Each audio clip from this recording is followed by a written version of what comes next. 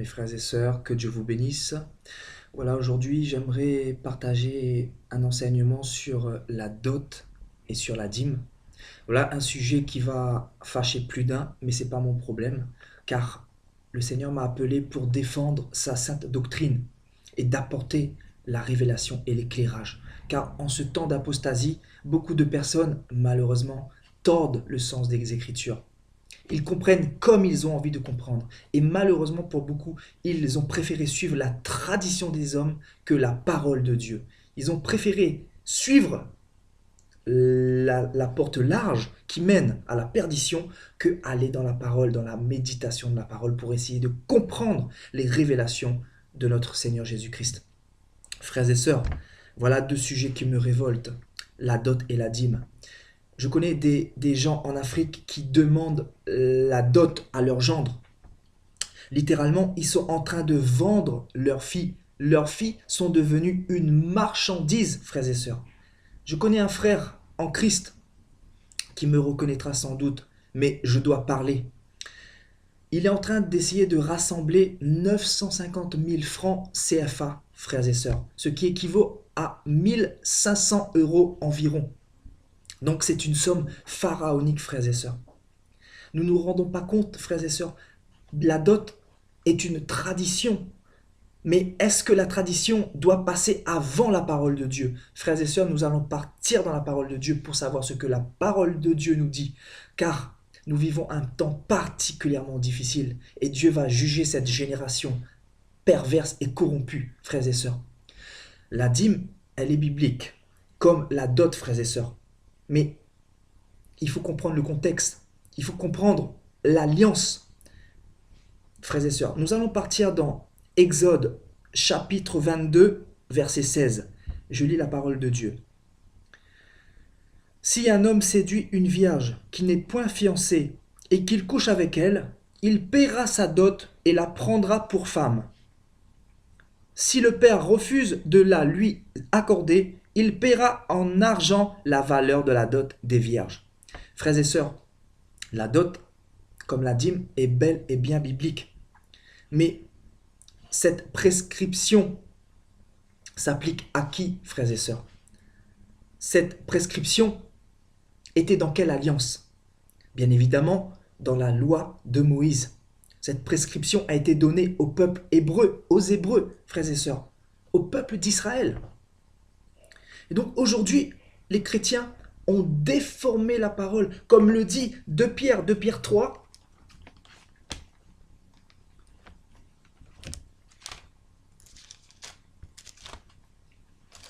2 Pierre 3 nous dit «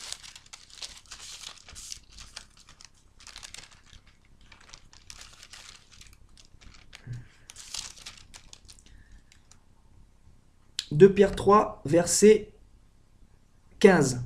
Croyez que la patience de notre Seigneur est votre salut, comme notre bien-aimé frère Paul vous l'a aussi écrit, selon la sagesse qui lui a été donnée. » Et au verset 16, « C'est ce qu'il fait dans toutes ses lettres, où il parle de ces choses dans lesquelles il y a des points difficiles à comprendre, dont les personnes ignorantes et mal affermies tordent le sens des Écritures, comme celui des autres Écritures, pour leur propre ruine, frères et sœurs.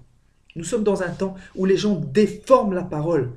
Ils préfèrent écouter ce que disent les hommes plutôt que aller voir et comprendre les Écritures, frères et sœurs.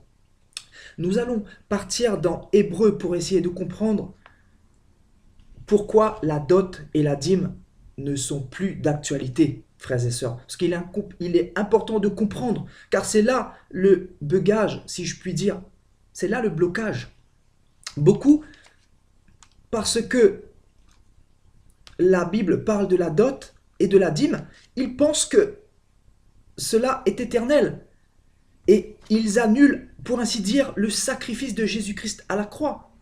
Alors que Christ a dit « tout est accompli ». Donc frères et sœurs, il est important de comprendre la parole de Dieu et surtout de la mettre en pratique.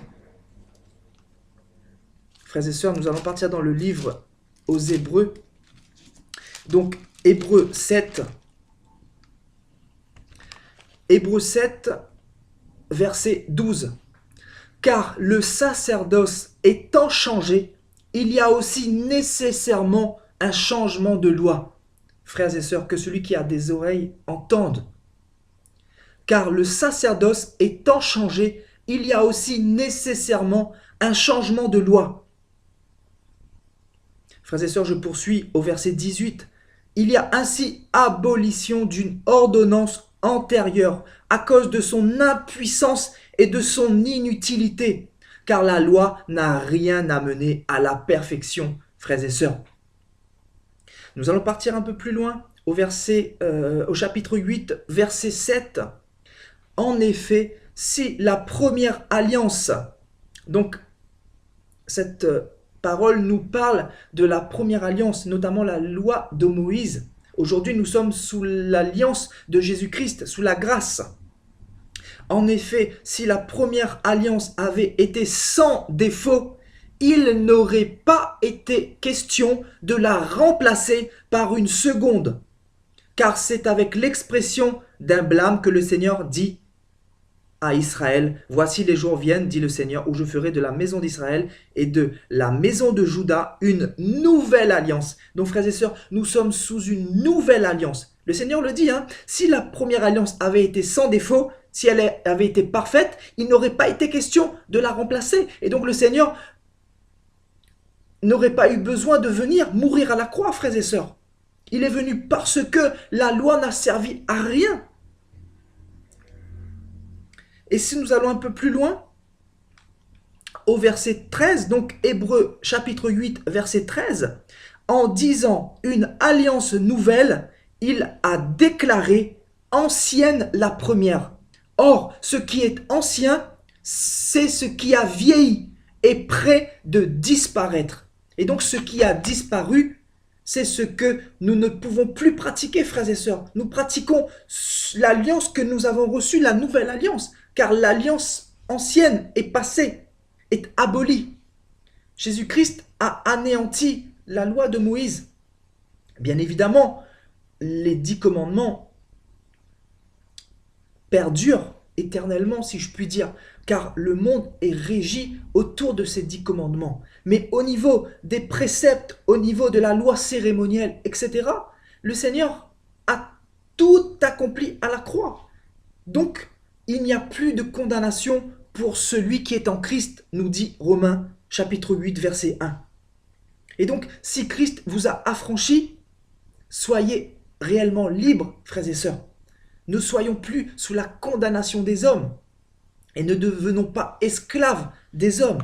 Voilà où je veux en venir. Donc, que ce soit la dîme, frères et sœurs, que ce soit la dot, ces deux pratiques-là ne sont plus valables. Donc, ceux qui pratiquent ces deux choses-là, ils sont complètement hors contexte et Dieu va les juger, frères et sœurs.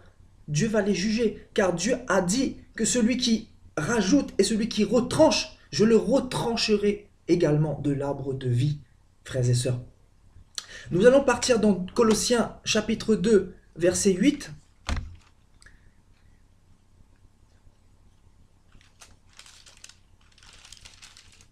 Car aujourd'hui, malheureusement, c'est un problème de tradition, car la dot est devenue une tradition.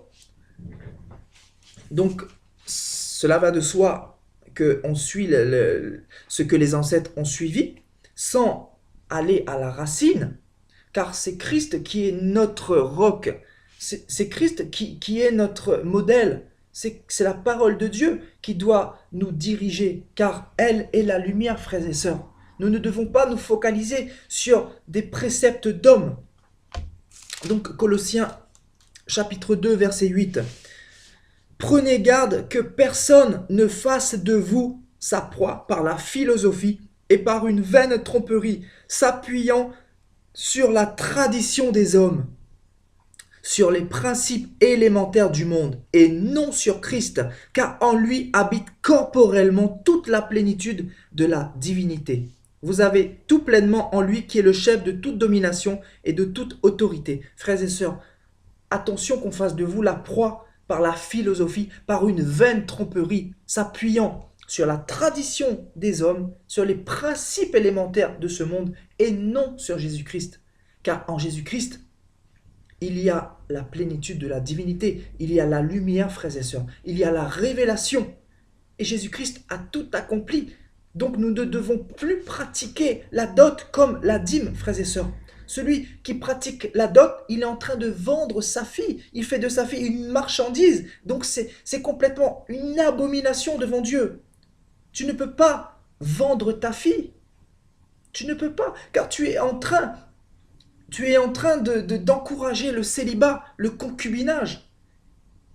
Le Seigneur n'a pas prescrit la dot et la dîme dans la nouvelle alliance. Pourquoi toi tu le pratiques, pasteur, famille? Car bien évidemment, la dîme, ce sont les pasteurs, les faux prophètes qui la pratiquent. Quand je dis faux prophètes, il y a des personnes malheureusement qui sont ignorantes. Mais ils sont ignorants parce que ils ne sont pas partis chercher dans la parole pour essayer de comprendre. Et pour les familles, c'est la dot, frères et sœurs. Et donc, celui qui pratique encore ces choses-là, il est encore sous la condamnation, il est encore sous la loi de Moïse. Et donc, il annule le sacrifice de Jésus-Christ à la croix. Donc, il faut savoir ce que l'on veut, frères et sœurs. Si on préfère la tradition ou la parole de Dieu, l'évangile de Jésus-Christ. Car Jésus-Christ ne nous a pas parlé de dot, ne nous a pas parlé de dîme. Frères et sœurs, il ne faut pas tordre le sens des Écritures. Il faut comprendre sous quelle alliance nous sommes. Aujourd'hui, nous sommes sous la grâce. Nous ne sommes plus sous la loi. Nous ne devons plus pratiquer les choses anciennes, frères et sœurs. Car Christ les a abolies par la nouvelle alliance qu'il a imposée, par le sceau de cette nouvelle alliance qu'il nous a donnée, frères et sœurs.